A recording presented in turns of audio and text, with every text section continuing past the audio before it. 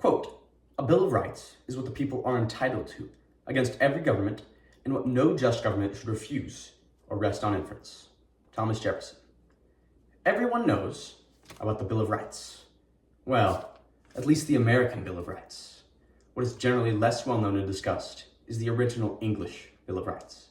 This document, birthed from the 1688 Glorious Revolution, dates from 1689 and precedes its American counterpart by 100 years.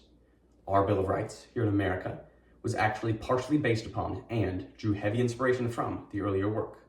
In this speech, I'll inform you of the origins of and similarities between these two great documents and how they still affect us to this day.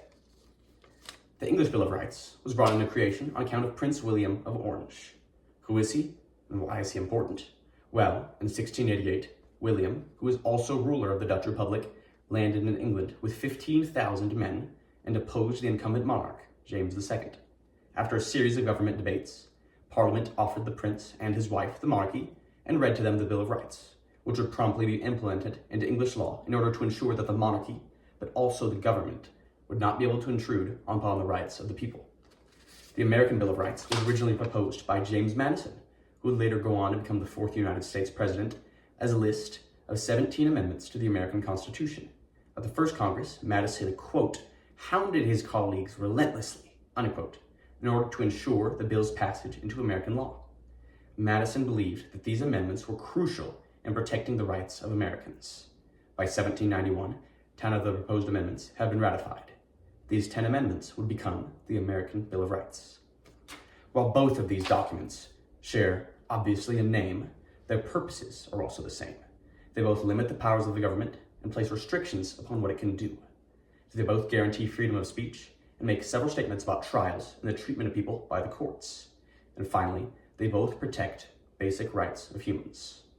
While the American Bill of Rights did certainly make excellent use of the earlier English document, it also improved upon and added to it. The English Bill of Rights makes no mention of a right to bear arms, freedom of religion, or right to a trial by jury, nor does it prohibit unreasonable search and seizure, and it does not prevent the government from forcing citizens to quarter soldiers. The American Bill of Rights lists all of these in its amendments, in addition to stating that there are other unalienable rights not mentioned. Both of these historic documents were wildly progressive at the time, and they both still impact and benefit us to this day. Knowing them is to know your past and to know how they safeguard your future.